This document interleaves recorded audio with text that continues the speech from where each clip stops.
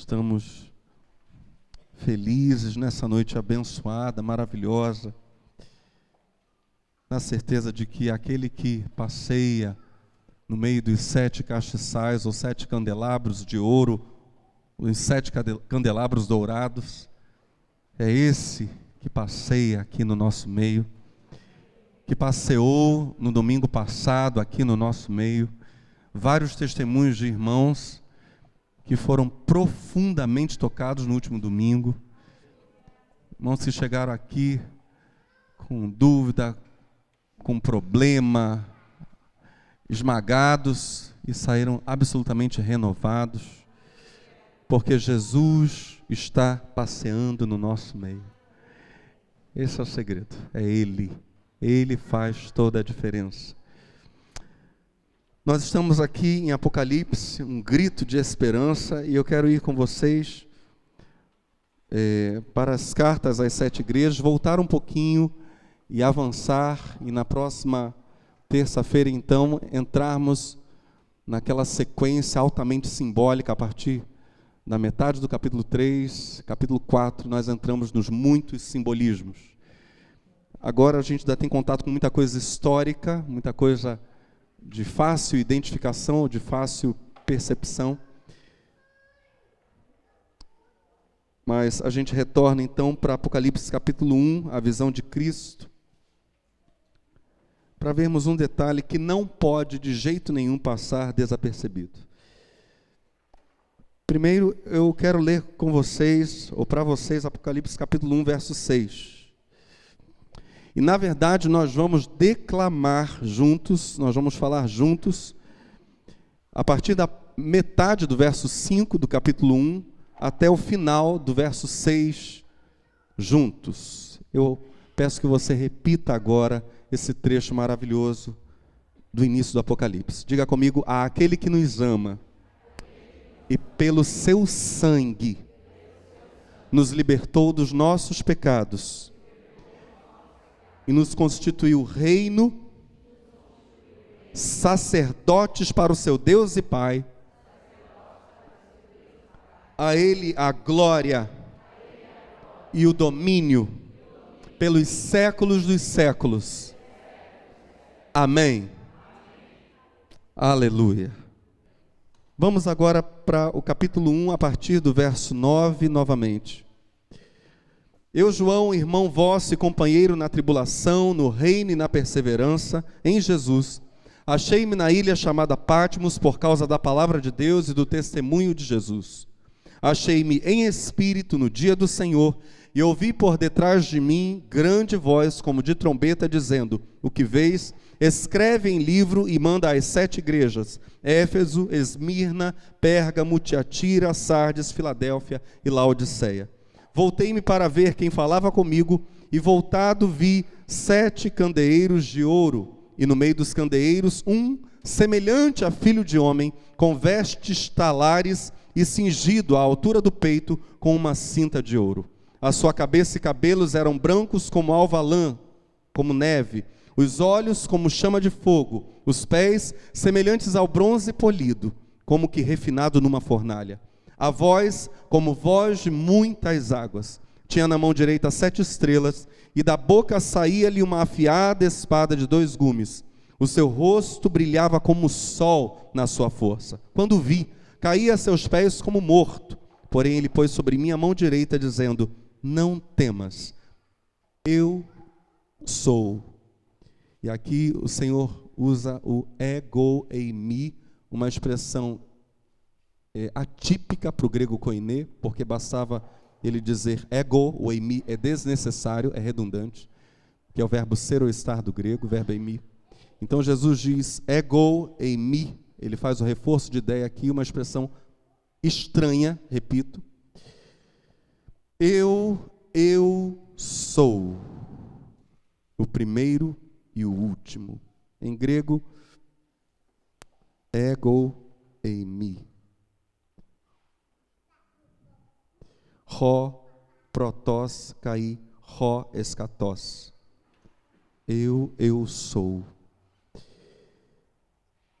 E aquele que vive estive morto, mas eis que estou vivo pelos séculos dos séculos, e tenho as chaves da morte e do inferno. Escreve, pois, as coisas que viste, e as que são, e as que hão de acontecer depois destas. Quanto ao mistério das 7 estrelas que viste na minha mão direita, e aos 7 candeeiros de ouro, as 7 estrelas são os anjos das 7 igrejas, e os 7 candeeiros são as 7 igrejas. Eu gostaria que você desse atenção comigo para as vestes de Jesus. O texto diz que ele usa vestes talares. Na última semana em que vimos esse trecho, nós entendemos, eu citei aqui para os irmãos, que isso era veste real. Mas isso não era apenas veste real. Essas vestes talares com cinto de ouro eram ao mesmo tempo a indumentária utilizada por reis e sacerdotes. E o início do Apocalipse, o verso 6, e por isso nós o lemos, o final do verso 5 e o verso 6 inteiro, vai dizer que aqueles que seguem a Cristo são feitos reis e sacerdotes. Ou seja, eles são mesmo uma cópia daquele a quem eles seguem. É uma reprodução de Jesus, há uma profunda afinidade. Se Jesus usa as vestes de rei e sacerdote, aqueles que o seguem são reis e sacerdotes, porque são com ele. Essa aparência de Jesus evoca diante de nós a grande sabedoria, a grande autoridade, a nobreza.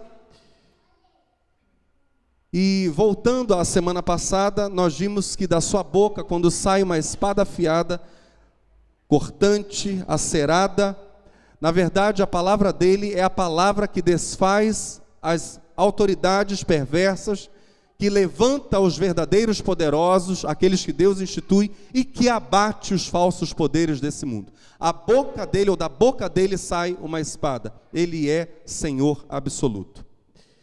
Vimos, e precisamos revisar isso, que os pés dele, na visão de João, são como bronze precioso purificado no crisol, como bronze polido. E há um contraste claro aqui dessa visão de João com a visão de Nabucodonosor sobre a grande estátua e os pés de barro. Ou seja, aqueles pés de barro que, lá no livro de Daniel, representam um império, um poder fraco que com o tempo se desfaria, contrastam com Jesus, cujos pés são de bronze, ou seja, ele está bem firme, ele é inabalável, não há nada que possa fazê-lo ser demovido, ser tirado do seu lugar. Os seus pés são pés de bronze. O corpo de Cristo é citado aqui nessa visão, quando Jesus é aquele que caminha entre os 7 candelabros. O detalhe interessante é que no livro de Zacarias, o povo de Deus aparece como um candelabro, não são 7. Nós temos a visão dos 7 aqui no Apocalipse. Zacarias capítulo 4, nós temos um candelabro com os seus 7 braços representando o povo de Deus. Precisamos refletir sobre o porquê de 7 candelabros. Vimos que as 7 igrejas, na verdade, o número 7 são uma representação da totalidade do corpo. Agora, os 7 candelabros, cada um deles já é em si mesmo completo. Quando a gente olha, por exemplo, para a descrição do Espírito de Deus, o Apocalipse vai dizer para nós que ele é, ou são, os 7 Espíritos de Deus, ou 7 tochas que se movem sobre a terra, as 7 pontas do candelabro. Ou seja, a igreja, cada igreja é completa, ou tem a possibilidade, o potencial de viver plenamente a realidade do Evangelho. Mas ao mesmo tempo que cada igreja é completa, toda a igreja depende do restante do corpo de Cristo. E essa figura do Apocalipse, então, dos 7 candelabros, não apenas um candelabro com 7 braços, cada igreja correspondendo a um candelabro. Isso traz diante de nós aquele mesmo conceito que se refere a Cristo, e nisso também a igreja se assemelha ao seu Senhor. A Bíblia diz que nele habita corporalmente toda a plenitude da divindade.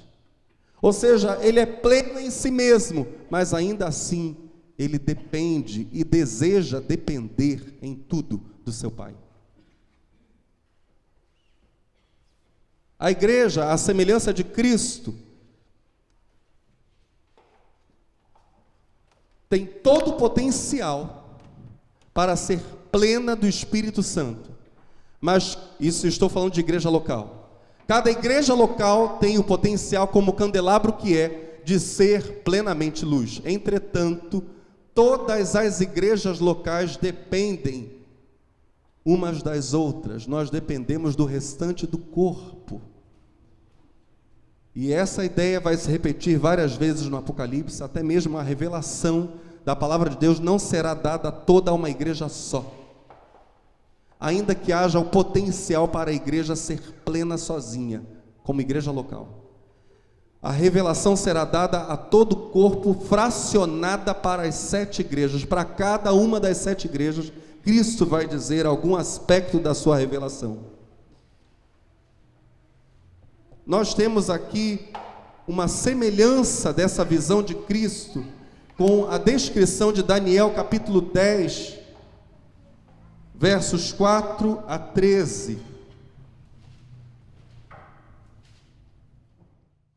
Se nós olharmos para Daniel 4, 10, versículo 4 a 13, aparece um ser para Daniel, e ele tem o sol no seu rosto, ou o rosto como o sol.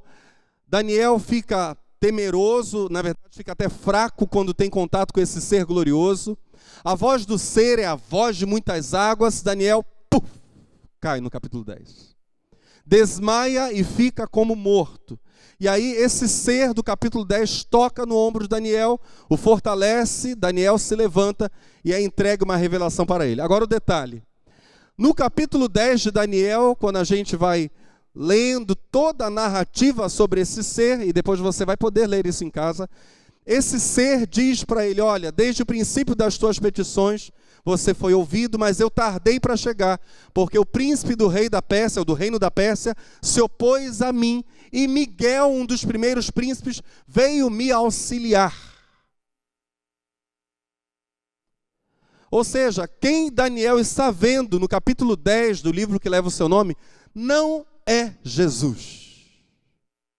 E mesmo assim, Daniel cai desmaiado quando vê esse ser, que não era Jesus, e que em muito se assemelha na descrição a Jesus. Leia depois, Daniel 10, de 4 a 13.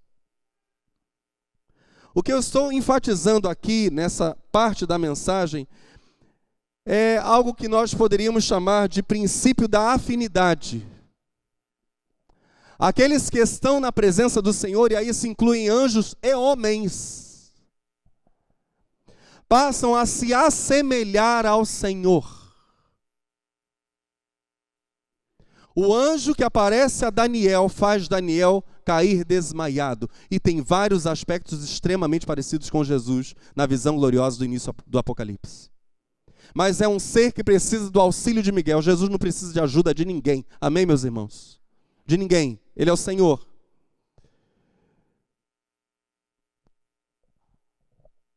Andar com Jesus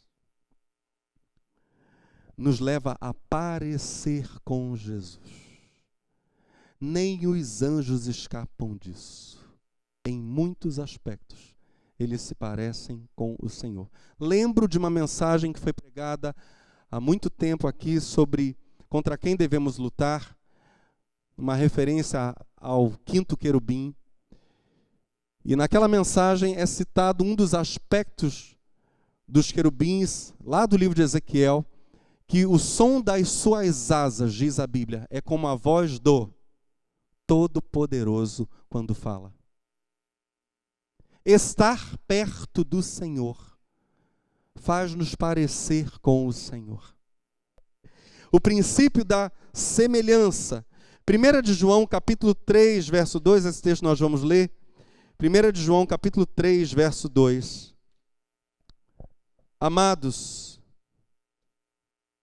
meus amigos, diz outra versão, meus amigos, agora nós somos filhos de Deus, mas ainda não sabemos o que vamos ser. Porém, sabemos isto, quando Cristo aparecer, ficaremos parecidos com Ele, pois o veremos como Ele realmente é.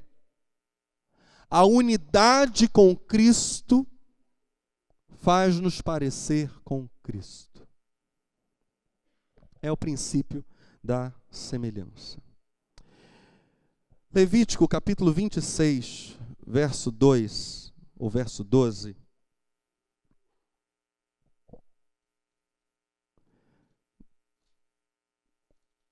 Diz algo que Jesus cita na visão. Levítico 26, verso 12.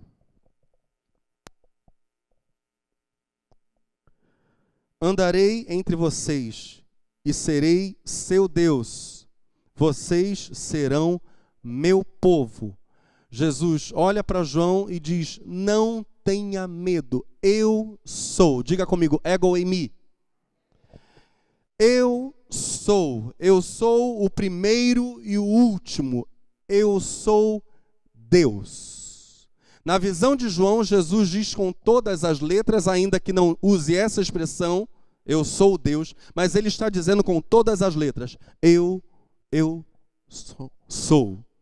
Sou o primeiro e o último, o que vive. Estive morto, eis que vivo pelos séculos dos séculos e tenho as chaves da morte e do Hades.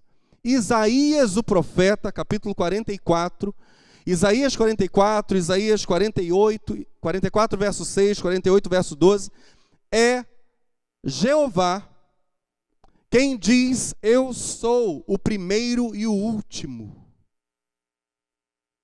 Agora, no Novo Testamento, Jesus usa a mesmíssima expressão.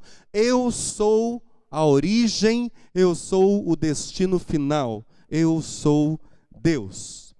Quando ele diz, eu sou aquele que vive, está de novo afirmando algo que aparece lá no Antigo Testamento. Salmo 42, verso 3, Josué capítulo 3, verso 10. O Senhor Jeová, ou Adonai, é o Deus que vive, é o Deus vivo, absolutamente distinto dos deuses das nações, que tem boca, mas não falam, que tem olhos, mas não veem, que tem ouvidos, mas não ouvem, que tem pés, mas não andam, que tem mãos, mas não apalpam.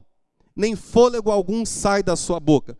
Quando Jesus diz, eu sou aquele que vive, sou o primeiro e o último, expressão de Adonai, em Isaías, sou aquele que vive, aquele que tem em si a vida, eu não recebi vida, eu tenho em mim a vida e dou a vida a quem eu quero. Ele diz isso nos evangelhos. Ele está de novo ressaltando a ideia, sou Deus. Mas Jesus, ao mesmo tempo que diz isso para João, afirma, não tenha medo. Eu sou Deus. Não tenha medo. E faz uma coisa, escreve o que você está vendo, o que você viu e o que deve acontecer depois. Anota tudo isso.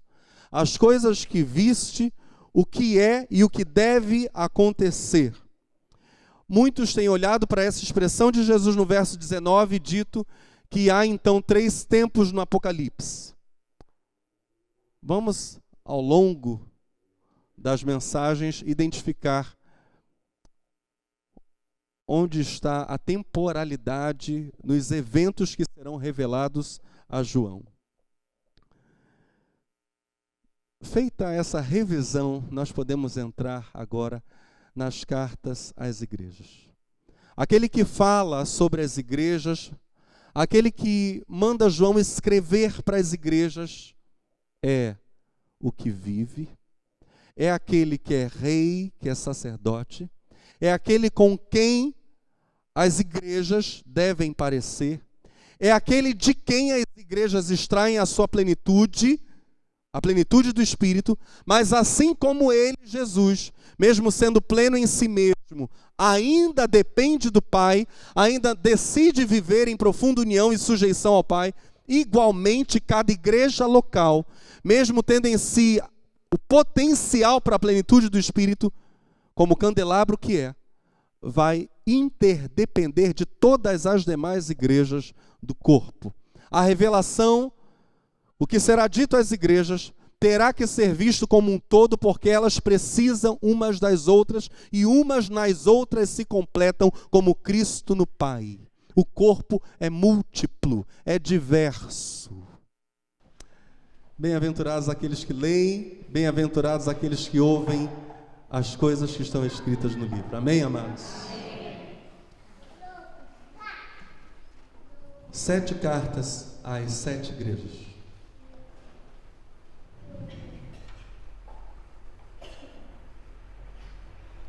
Jesus falando. Ao anjo da igreja que está em Éfeso, escreve: assim fala o que segura as 7 estrelas em sua mão direita, que anda no meio dos 7 candelabros de ouro. Conheço tuas obras, teu labor e tua perseverança, e sei que não podes suportar os malvados.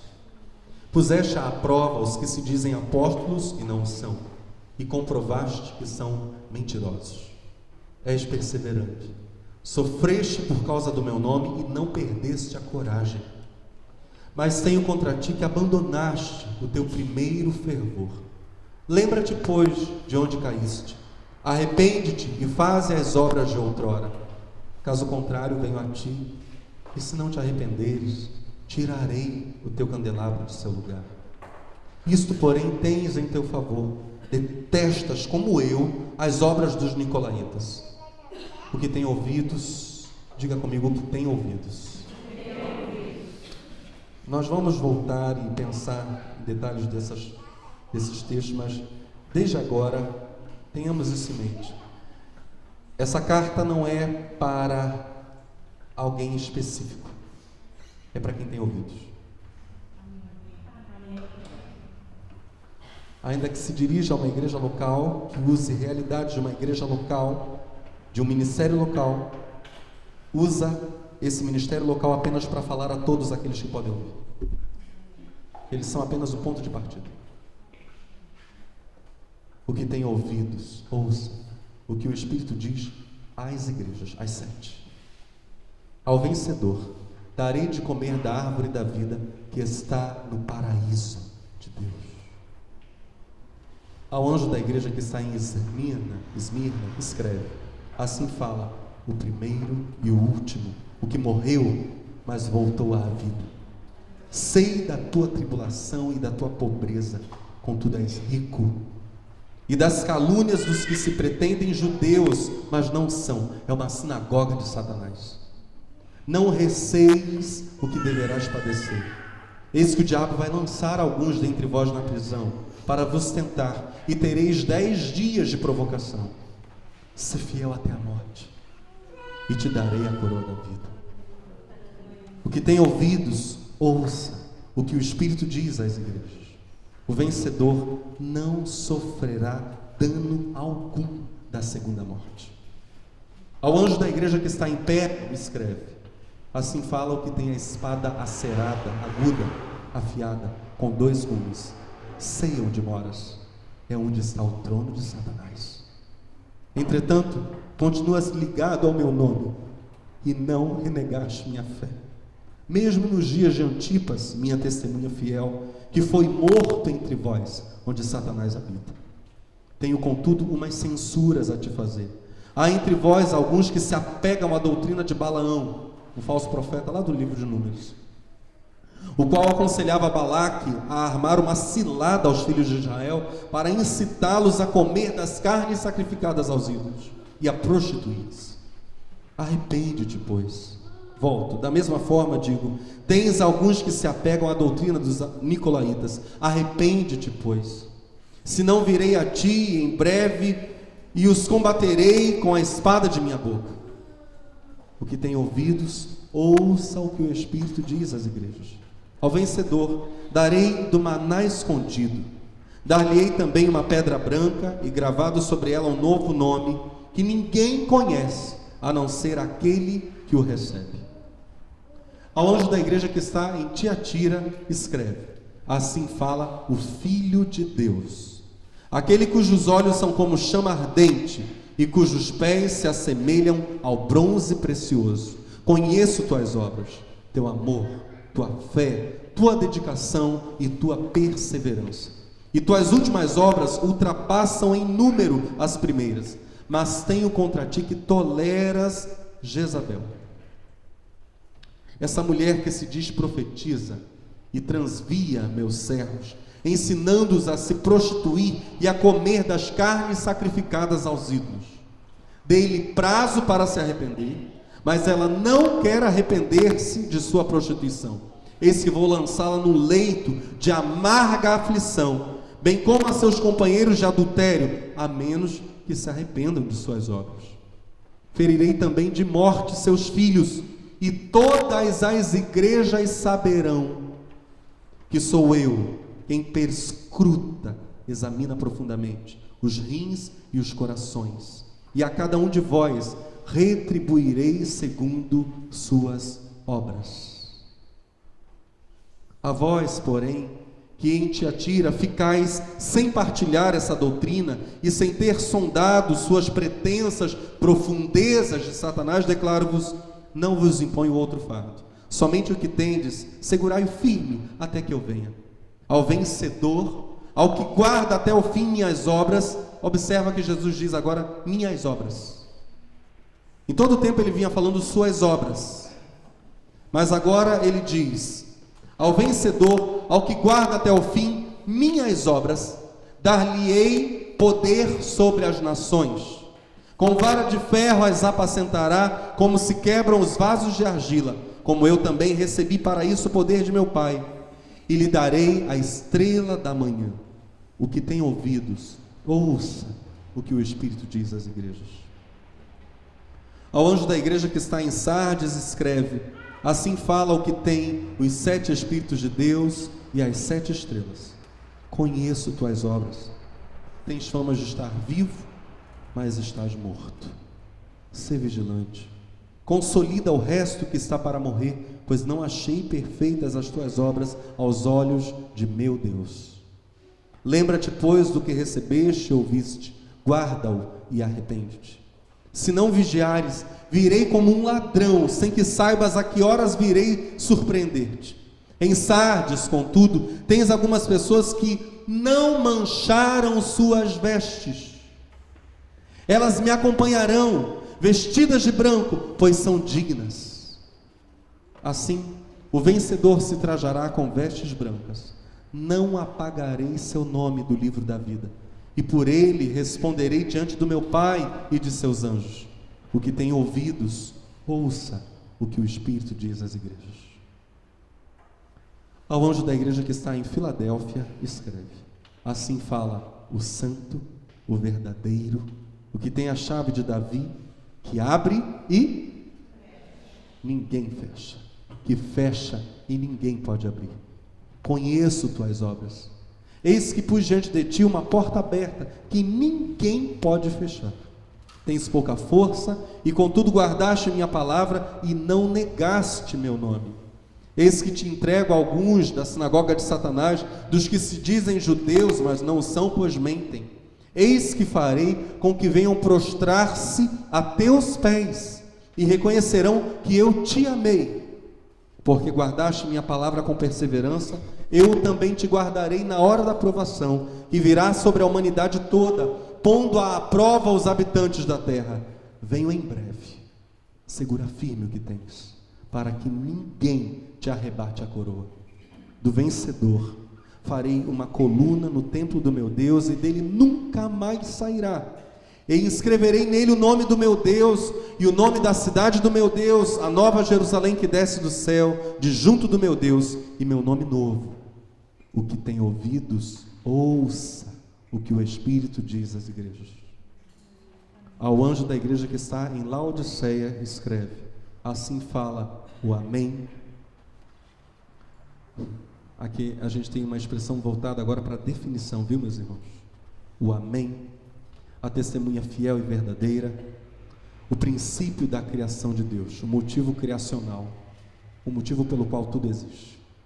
Conheço tuas obras, não és frio nem quente. Oxalá fosses frio ou quente, mas porque és morno, nem frio nem quente, estou para vomitar-te da minha boca. Pois dizes, sou rico, enriqueci-me, de nada mais preciso, e não sabes que tu és miserável, digno de lástima, pobre, cego e nu.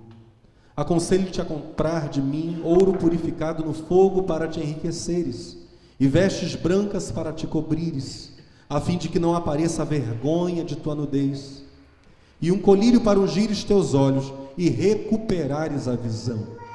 Quanto a mim, repreendo e corrijo todos aqueles a quem amo. Sê, pois, fervoroso e arrepende-te. Olha para o seu irmão e diga, sê fervoroso. Olha a fala de Jesus. Sê, pois, fervoroso e arrepende-te. Eis que estou à porta e bato. Se alguém ouvir minha voz e abrir a porta, entrarei em sua casa e cearei com ele e ele comigo. Ao vencedor concederei sentar-se comigo no meu trono, como eu também alcancei a vitória e fui sentar-me com meu Pai em seu trono. O que tem ouvidos, ouça o que o Espírito diz às igrejas. Amém? Amém. Aleluia. Meus irmãos, algumas ênfases aqui. Primeiro, vocês notaram que Jesus fala sobre o vencedor. Todo o foco de Jesus é que a igreja vença. Por isso, essas mensagens adequadamente podem ser chamadas de Apocalipse, um grito de esperança. Jesus está investindo alto nas igrejas. Para algumas, como Sardes, nós vamos ver, ele faz repreensões extremamente severas, Sardes e Laodiceia. Para outras, ele encoraja, olha, sofram os problemas de dentro, sofram os problemas de fora, sofram as questões com o Império Romano, sofram as questões com os judeus, mas vençam. O importante, e isso aqui agora eu falo no contexto, nada triunfalista, nada da teologia ou da religião da prosperidade. O importante para Jesus na carta às igrejas é, eu quero que vocês vençam. Essa é a ideia de Cristo. Vençam, não parem. Se vocês recuarem, se vocês amornarem, se vocês perderem o fervor, vocês perderão. Eu venci, ele diz no final. Eu quero que vocês vençam como eu venci. A minha vitória, diz ele, não foi sem grandes lutas, não foi sem grandes negações. Para que vocês vençam, vocês terão que seguir meu exemplo. Não há como escapar disso. Mas eu quero que vocês vençam. Observa que a primeira carta, a carta à igreja em Éfeso, Jesus diz no verso 2, conheço tuas obras, teu labor, kopos em grego. Essa expressão é labor até a exaustão. Jesus está se orgulhando, preste atenção, Jesus está se orgulhando, a primeira carta, Jesus inicia falando do seu orgulho, de como ele fica feliz de ver a igreja, ou o pastor de Éfeso, o anjo de Éfeso, servindo, trabalhando. Isso é orgulho de Jesus. Ele diz, eu observo isso. Satanás, eu tenho que falar essas coisas aqui, meus irmãos. Satanás criou, em relação ao cristianismo verdadeiro, a falsa ideia de fanatismo. O que o mundo chama, em relação ao cristianismo verdadeiro, de fanatismo, a Bíblia chama de conversão. Você está entendendo? É o que Jesus está dizendo para a igreja de Éfeso. O mundo rejeita a conversão. Conversão é convergência. Diga comigo, conversão é convergência. O que é isso? Então a gente tem a ideia de conversão como metanoia, também é verdade, mas não é só isso. É uma mudança de mente, é uma mudança de direção, é uma mudança de sentido. Então você ia para cá, foi para lá, metanoia, mudou de sentido. Conversão. Mas também é convergência. Minha energia vital, minha atenção, meus sonhos, meus valores, tudo se volta para Cristo. Tudo converge para Ele. Ele passa a ser uma questão central para mim. Nada mais, nada é mais importante para mim, nada compete com isso para mim. Jesus é central para mim, o Evangelho é uma questão central para mim, não é parte da minha vida, é a minha vida. Jesus inicia se orgulhando do labor, que é um labor até a exaustão. Conheço tuas obras, conheço o teu esforço exaustivo por mim, sei da tua perseverança, sei que você não suporta os maus, sei que você pôs até à prova os que se dizem apóstolos e não são, e viu que eles eram mentirosos. Aliás, Jesus fala isso mais de uma vez. Aqueles que foram testados e viu-se que eram falsos. Essa é uma ênfase contínua aqui nas cartas. A diferença entre o discurso e a ação. Há muitos que se dizem apóstolos, não são. Mais à frente Jesus vai dizer: aqueles que se dizem judeus e não são. Aqueles que se dizem ricos e não são, são miseráveis, pobres, cegos e nus.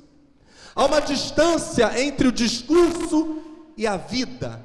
E Jesus pede para toda a igreja integridade.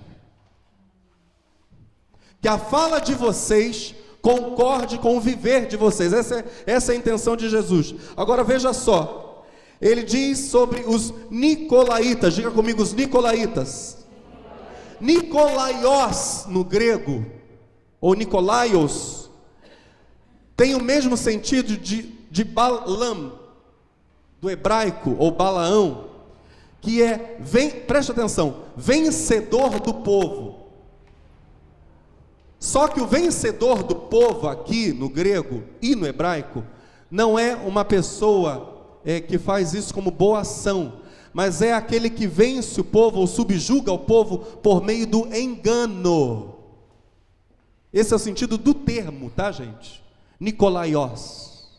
Aquele que vence, que subjuga, que domina, usando de engano. Nós não temos detalhes históricos sobre o que eram os nicolaítas. Nós temos especulação. O que nós temos é o sentido do termo nicolaíta, ou Nicolaios, como sendo aquele que vence, mas vence usando de engano. Nós temos o mesmo sentido para aqueles que seguem a doutrina de Balaão, porque Balaão também é vencedor do povo por meio de engano. E nós temos a mesma ideia quando Jesus aqui nessa carta, unindo as 7 como uma só, fala da doutrina de Jezabel, que também é o engano para fazer o povo de Deus se desviar da verdade. Falsa profecia, a falsa profetisa Jezabel. Então há uma possibilidade, e eu também sou atraído por essa possibilidade teológica, que tanto nicolaítas, como aqueles seguidores da doutrina de Balaão, como a figura referente a Jezabel, na verdade sejam formas de Apocalipse, 3 formas de Apocalipse dizer a mesma coisa. Aqueles que abrem o seu coração para o engano do mundo. Jesus diz: eu não quero que vocês sigam o engano. Eu não quero que vocês assumam como verdade os valores do mundo. São mentira. Eu quero que vocês vençam. Essa é a fala de Jesus. Ele finaliza a carta à igreja de Éfeso dizendo: ao vencedor, diga comigo, ao vencedor. Jesus finaliza dizendo: ao vencedor darei de comer do quê? Da árvore. Meus irmãos, para tudo. Quem foi que não comeu, não pôde comer da árvore da vida? Quem? Adão. Adão e Eva. Pregando aqui aquela série de mensagens sobre família, a maneira de Deus, quando nós fomos para o iniciozinho do conceito de homem, do conceito de mulher, e passamos lá por Gênesis 3, a tentação e queda do homem, quando a gente estava passando por lá,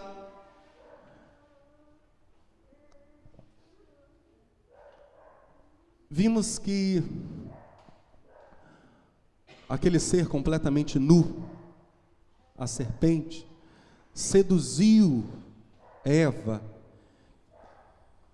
e Eva entregou o fruto ao seu marido, e ambos comeram e foram expulsos do jardim para não terem acesso à árvore da vida, e ficarem imortais no seu pecado. Nós vimos a enorme possibilidade, não sei quantos vão se lembrar disso, a enorme possibilidade de aquela árvore estar ali para eles serem, e vimos esse texto de Apocalipse para isso, em eles serem aprovados, ou seja, serem capazes de resistirem à tentação, ser franqueado para eles o acesso à árvore. Se Adão e Eva tivessem sido aprovados, a Bíblia dá-nos a entender, particularmente no Apocalipse, que então, ao rejeitarem o tentador, ou seja, resistirem a Satanás e progressivamente estabelecendo o reino de Deus, lançarem fora o invasor, eles poderiam comer do fruto. Como não foram aprovados, foram reprovados. O acesso à árvore foi para eles impedido. Agora Jesus diz, de novo esse assunto vem à tona. Quem vencer, come do fruto. Agora, a pergunta que a gente precisa fazer aqui é, por que Adão e Eva não puderam comer? Nós sabemos, à primeira vista, para que eles não ficassem imortais, o texto diz isso abertamente, para que eles comendo, alcançassem imortalidade no pecado. Mas eu quero voltar um pouquinho. Qual é a proposta da serpente que faz com que eles comam da árvore do conhecimento, bem e mal? Nas nossas Bíblias traduzido por conhecimento do bem e do mal. No hebraico também traduzível por, presta atenção, penetração no bem e no mal. Mas a ideia do hebraico é experimentar de fato, não é ficar no campo das ideias. O hebraico fala de você penetrar de fato na realidade da coisa. É a realidade concreta da coisa. A árvore da experiência com o bem, da experiência com o mal. Pergunto a vocês, será que Adão e Eva sabiam o que era mal? No paraíso? O que significa mal para alguém que tem comunhão com Deus na viração da tarde? Para alguém que está no mundo absolutamente perfeito, sem a mancha do pecado? Para alguém que não tem em si a mancha do erro, a tendência para o erro, o que é mal? A resposta mais apropriada para isso talvez seja um mistério. Um segredo. Uma coisa que ainda não se sabe, mas em se conhecendo, o saber sobre essa coisa dá ao homem o poder de ser Deus. Você está entendendo? Satanás é sujo, meus irmãos.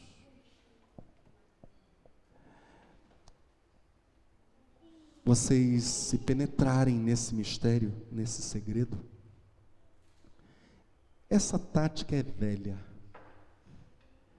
Satanás é um abridor de olhos. Ele mostra a coisa que a pessoa não estava vendo. Ele diz, você nunca percebeu isso? Isso aqui, olha só, esse segredo.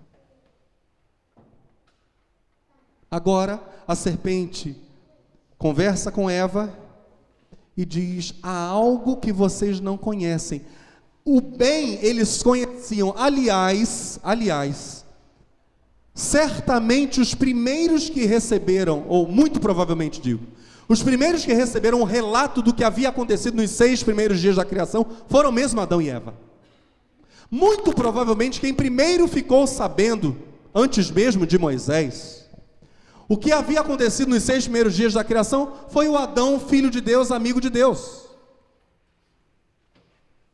Nas suas muitas conversas, possivelmente com seu pai,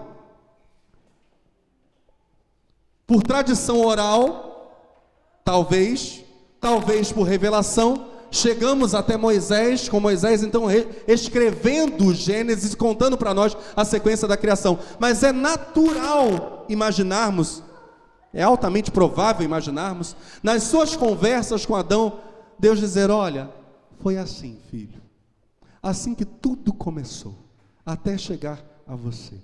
E o meu propósito era esse, que você reinasse sobre todas as coisas.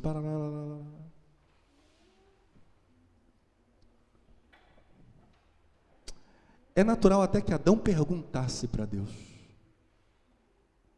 Pai, eu vi que Eva apareceu depois que eu caí no sono, mas e as coisas anteriores a Eva? Conta. Claro, vamos ali para aquele jardim. Vamos ali para o meio daquelas plantas ali eu vou te contar. Senta ali.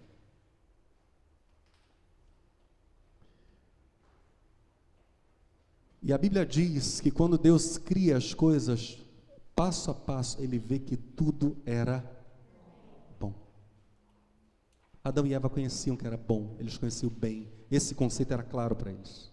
Mal, o que era o mal?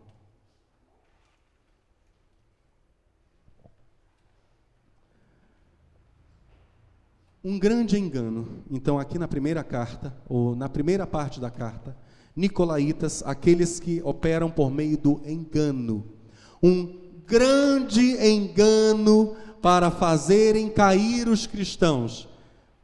São falsas revelações, ou promessas de revelações que poderiam levar a coisas muito maravilhosas, porém ainda desconhecidas, os grandes mistérios.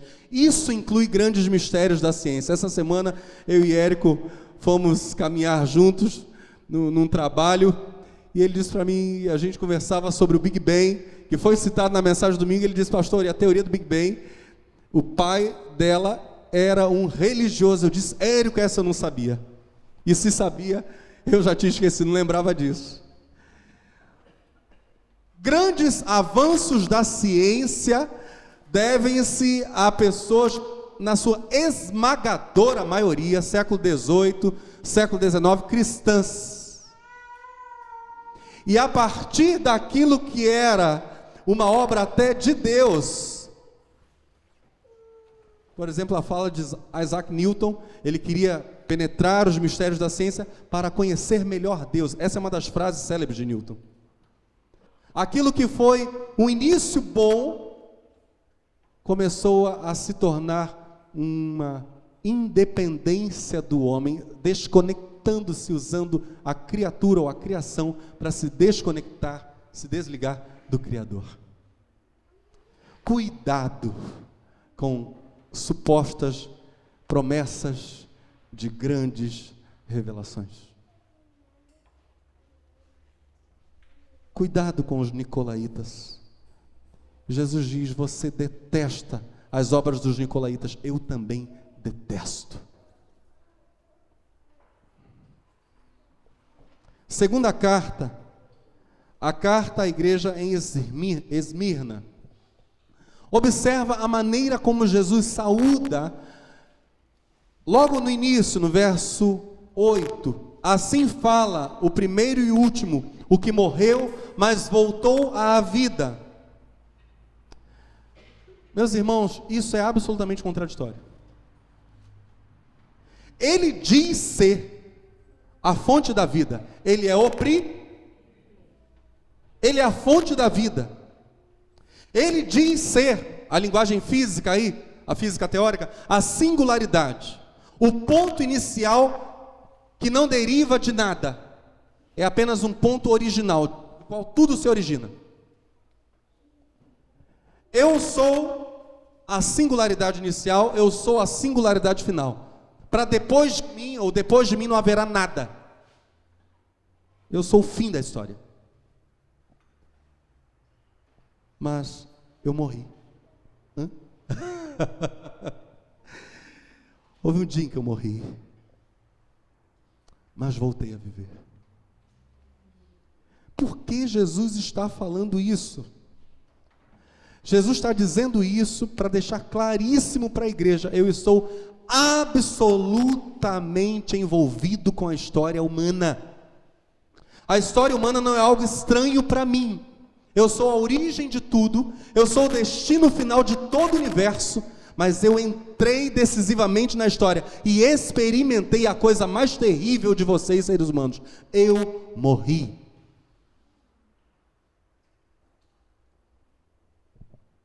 Mas vivi. Aleluia. Eu que morri e vivi, apesar de ser a origem e o destino final de tudo, sei os problemas que você está vivendo. Eu estou muito envolvido com isso. Eu sei. Você é pobre. Agora Jesus fala sobre aqueles que pretendem ser judeus, mas não são de fato judeus. E aqui a gente precisa se lembrar do que significa a expressão judeu. O que é um judeu?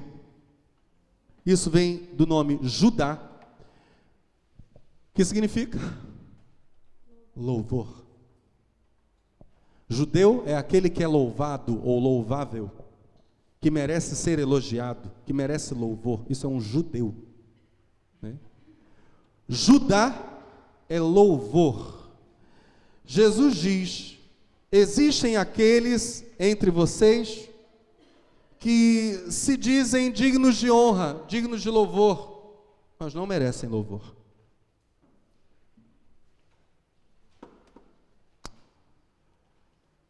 Conheço esses falsos louváveis, e esses que se dizem merecer louvor, Jesus afirma, na verdade são uma reunião satânica. Eu preciso ir aqui para um detalhe histórico, para entendermos por que Jesus fala isso aqui para a segunda igreja. A Esmirna, Jesus diz: olha, eu sei do que aconteceu aí, e o que aconteceu foi, Esmirna era tão fiel ao imperador Tibério, que o Senado romano a escolheu como cidade para se construir o grande templo em honra ao imperador. E em Esmirna foi martirizado o bispo Policarpo. O detalhe, então, isso é um fato, tem um grande templo ao imperador. Também nessa cidade, segundo fato, também nessa cidade, Policarpo, bispo de Esmirna, foi martirizado, agora por culpa de quem? Por culpa de uma colônia judaica. Os judeus lutaram para a morte do pastor ou do bispo Policarpo. Possivelmente, essa expressão que aparece aqui, a sinagoga de Satanás, esses judeus, esses falsos judeus que são sinagoga de Satanás, provavelmente isso aqui é uma referência àqueles que são adversários de Cristo, mas se dizem servos de Deus. Eles não se dizem mundo. Eles não assumem que eles não são cristãos. Eles se dizem cristãos. No nosso caso, no nosso contexto, eles se dizem cristãos. Para João e para Jesus, o mesmo diabo que está por trás das forças do império fazendo com que o imperador seja cultuado, é o mesmo Espírito que está agindo no meio daqueles que se dizem servos de Deus, que se dizem seguidores de Deus, que se dizem filhos e filhas de Deus, mas se opõem aos verdadeiros cristãos. Jesus diz: eu estive morto, voltei a viver. Vocês talvez tenham que passar por algo semelhante ao que eu passei. Isso está implícito na palavra dele, não está dizendo isso à toa. Policarpo foi um deles. Resistam. Mesmo se houver no meio de vocês aqueles que se dizem cristãos, que se dizem filhos de Deus e que nada têm a ver com Deus. Meus irmãos, vou falar uma coisa aqui, e eu preciso encerrar. Eu vi dentro da igreja, há outros irmãos aqui que são já crentes há alguns anos, eu vi dentro da igreja nascer na década de 80, aquele movimento de louvor e adoração tão bonito, tão expressivo. Na verdade, começou com as igrejas assimilando várias canções de grupos vocais por faixa etária. O movimento começou assim, de renovação da música evangélica brasileira. Os americanos tinham vários grupos vocais, quartetos, trios, quintetos, grupos de jovens. Isso surgiu primeiro nos Estados Unidos e veio para cá. Várias igrejas, batistas inclusive, várias, tiveram seus muitos grupos vocais.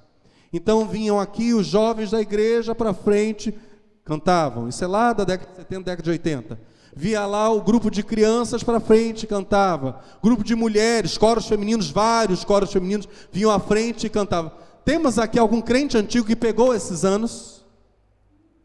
Olha aí. Era assim. Depois, olha só, depois houve uma evolução. Surgiram as equipes de louvor. Isso lá já entrando na década de 90. Grupos que ensaiavam e dirigiam a igreja. Agora não eram apenas grupos cantando na frente. As igrejas só cantavam hinos, de um modo geral, em hinários. Não eram mais apenas grupos cantando aqui na frente. Eram grupos cantando na frente, mas guiando a igreja para cantar junto. Isso perdurou até os nossos dias. Nós temos isso aqui na igreja hoje, né? Grupo de louvor. Aliás, a gente tem as duas realidades. Canto Criança se apresentou aqui no domingo passado. Essa abertura foi tanta que diversos ritmos passaram a ser aceitos dentro das igrejas. Tudo bem. Diversos estilos, diversos instrumentos foram incorporados à música evangélica. Alguns, e há teorias, com as quais eu também concordo, que eram usados primeiro dentro das igrejas e depois foram adotados pelo mundo, também houve isso. A questão não é essa, mas aonde eu quero chegar? A música gospel começou a sair da igreja e entrar no espaço secular. Ela caiu nas graças do povo, pela sua levada gostosa. As melodias eram agradáveis, as harmonias também, e a diversidade de instrumentos, sumiu aquela barreira natural de instrumentos litúrgicos e instrumentos mundanos. Isso desapareceu. Estilos litúrgicos, estilos mundanos, isso desapareceu. Mas uma outra barreira foi ultrapassada,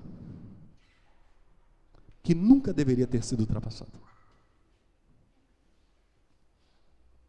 O conceito de show do mundo, de música feita apenas para que houvesse aplausos, de música feita apenas para agradar os ouvidos das pessoas e gerar renda para os músicos e cantores. Uma música comercial. Essa música passou a surgir dentro das igrejas, dentro das gravadoras evangélicas, e agora nós temos um sem número de ímpios, de pessoas que nunca passaram por uma experiência de conversão. Basta olhar para a vida. E Jesus disse: pelos frutos os... Está escrito. Isso se espalhou pelo meio evangélico, e muito do que é chamado hoje de música evangélica é música mundana de má qualidade com cara de evangélica. É música que não é arte, é música que não é espiritual, não tem nada,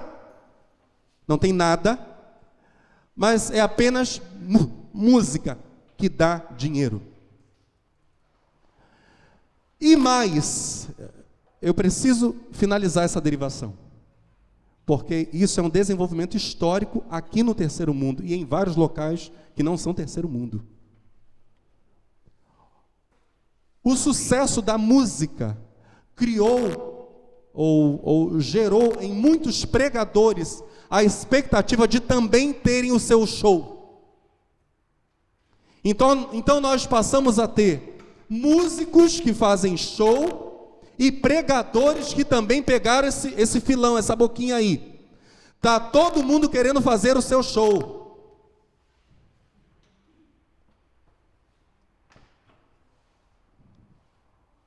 E aí a gente passou a ter uma Babel doutrinária, Babel sobre o conceito do que seja ser cristão, do que seja estar separado do mundo, do que seja viver uma vida com Deus, uma vida santa, de não ser mundano, de não ser carnal. Virou uma confusão tão grande, que hoje tem músico evangélico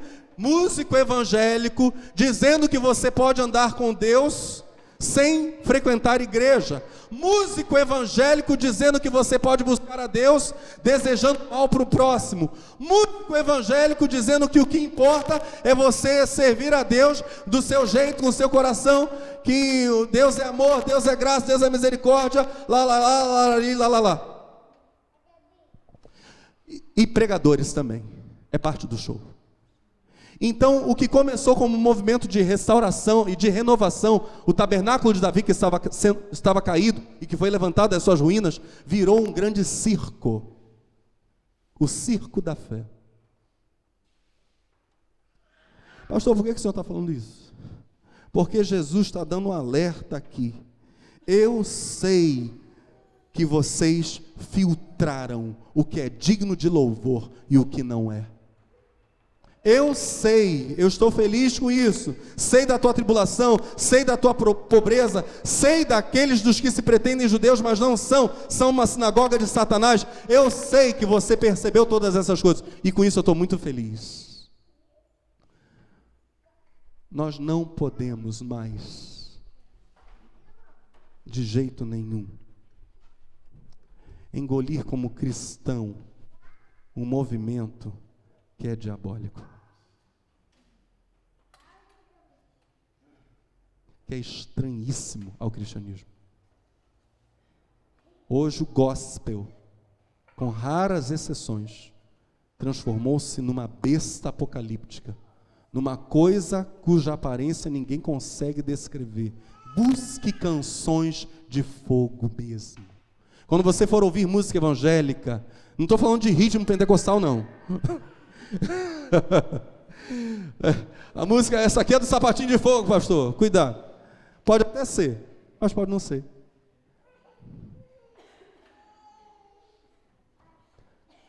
Porque isso é transmissível, viu, meus irmãos? Quando a gente ouve uma música, a gente não está pegando só melodia, a gente está pegando espírito. Eu sei que essa minha fala é um tanto quanto estranha, mas foi Jesus que falou isso. Muitas vezes o que está sendo transmitido é espiritual mesmo. E aí a gente entende tanta coisa esquisita no meio evangélico hoje. Está vindo de onde? Está vindo de palcos. Glória a Deus, glória a Deus. Nós temos ainda muita coisa boa, mas tem que peneirar. Peneira, tá bom? Peneira. Não ouve qualquer coisa, qualquer palavra que está sendo falada aí, está fazendo sucesso. Não usa isso como critério. Confere, vai lá, vê, é isso mesmo. É isso. Há homens hoje arrastando multidões. Tenho lá em São Paulo com mais de 7.000 pessoas por reunião, com a unção do cavalinho. Sobe em cima de uma mulher, ficam os dois rodando, dando pirueta, é a unção do cavalinho.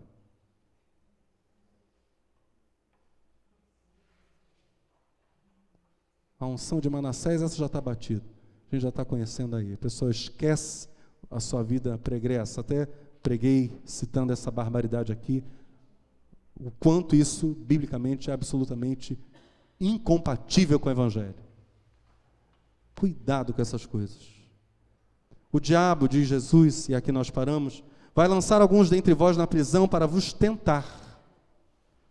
E tereis 10 dias de provocação, ser fiel até a morte, e te darei a coroa da vida. O que tens ouvido, ouça. O que tem ouvido, digo, ouça o que o Espírito diz às igrejas. Vencedor não sofrerá dano. Olha aí, hein? Vamos falar isso juntos? Dano algum. Mais uma vez, o sofredor não sofrerá dano algum da segunda morte.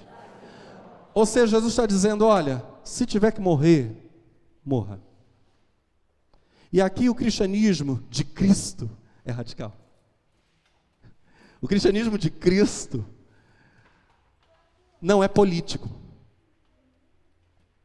É decidido. Se você tiver que morrer, seja por causa dos que se dizem louváveis e não são, seja por causa daqueles que abertamente me rejeitam, o Império Romano, tiver que morrer, morra. O que você não pode experimentar é a segunda morte, mas se você for fiel até o fim, eu te garanto, Jesus diz, você como vencedor, de modo nenhum sofrerá o dano da segunda morte, a morte eterna.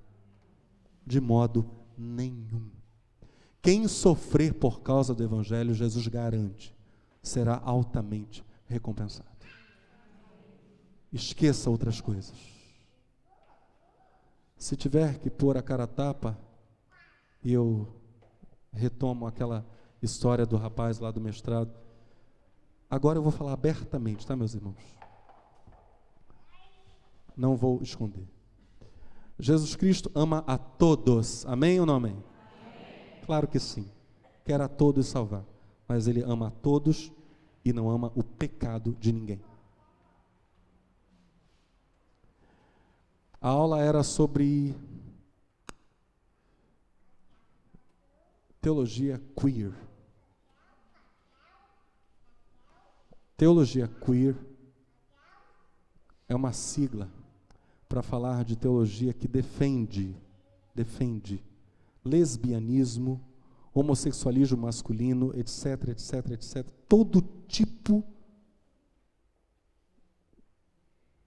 de perversão sexual. Isso é queer. E nessa aula o professor era um homem que é casado com outro homem.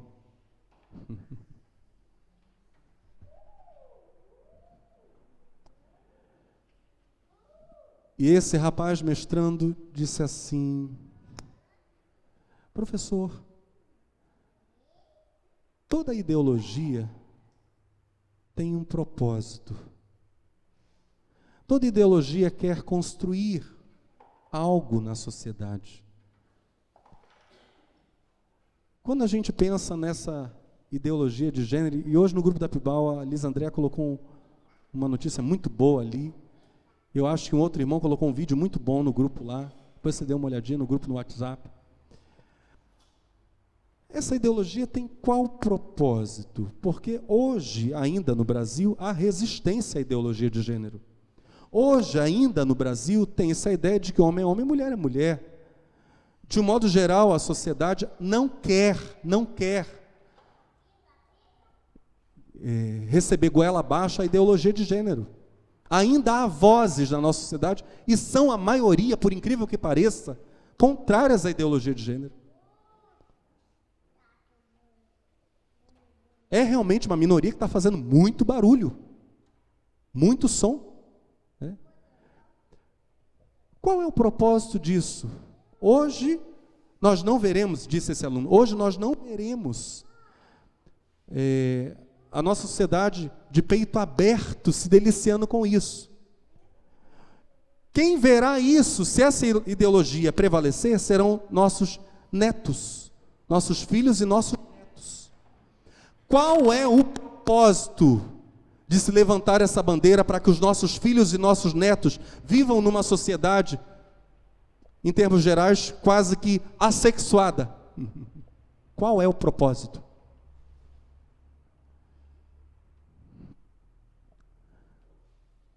O professor não era nenhuma criança, ele é um doutor. Ele sabe que o propósito da ideologia de gênero não é, na verdade, um propósito que vem de baixo.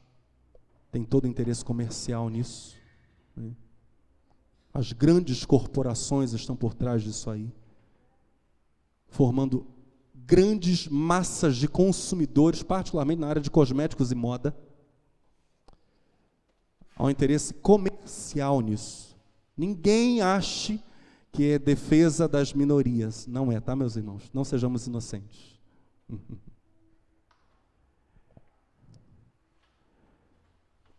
O professor, sabendo a resposta, disse: essa é uma pergunta cuja resposta eu não tenho para te dar. E aí esse colega começou a contar a vida dele. Tinha tudo para dar errado na vida, tinha tudo para ter a vida totalmente desvirtuada, mas quando Jesus entrou na história dele, ele começou a dar o testemunho, quando Jesus entrou na história dele, ele foi salvo, o coração dele foi curado, foi restaurado, hoje ele é casado e tem filho. Viveu na rua. Ele disse: professor, mestrando, eu vivia na rua, tive contato com tudo quanto é coisa abominável, mas Jesus entrou na minha história e mudou minha vida. Ele começou a chorar, esse colega em sala de aula, chorar. Todo mundo ficou assim. E agora?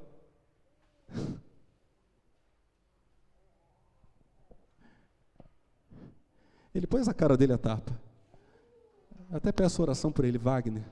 Ore pelo Wagner. Estudantes, se for necessário, coloquem a cara à tapa. Não só sobre esse tema, não. Há muito engano no planeta. Darwinismo, por exemplo. A macacada. Coloque a cara à tapa. Materialismo. Os conceitos de carreira acima de tudo. Coloque a sua cara à tapa. Jesus diz: seja fiel até a morte, e aí você vai receber a coroa da vida. Seja fiel. Não engula esses conceitos, isso aí é mundo. Não engula isso é mentira. Que Deus nos abençoe e que até o fim Ele encontre em nós. Não estou falando aqui que a gente vai defender ideologias e sair jogando todo mundo no inferno. A ideia não é essa. Jesus quer salvar. Ele quer salvar, quer restaurar, mas Ele quer libertar. Não é dizendo: olha, fica na lama que está jóia. Não é isso. Jesus nunca fez isso. Vai, disse Ele para aquela mulher, e não peques mais. Sai do pecado. Anda comigo. Sai, o pecado é nojento. Sai, pula fora. Disse há algum tempo para uma pessoa: talvez você sempre terá que lutar contra esse problema. É assim mesmo às vezes a vida. Todos nós temos coisas contra as quais lutar. Mas Jesus nos dá força para passo a passo vencermos, até aquele dia em que a gente não terá nem mais natureza pecaminosa, em que aquela coisa nem mais vai nos tentar, mas até que esse dia chegue, a gente terá que lutar. Todos nós temos as nossas lutas. Tem alguém aqui que não está lutando contra o pecado? Não, pastor, eu não. Eu já venci todos, nada me atrai, não tem nenhum pecadinho, nenhumzinho, que parece aquela torta, bolo de cenoura com cobertura de chocolate. Não tem nenhum. Para mim, tudo é jiló, pastor. Mas tem gente que gosta. Por favor, fique de pé no seu lugar.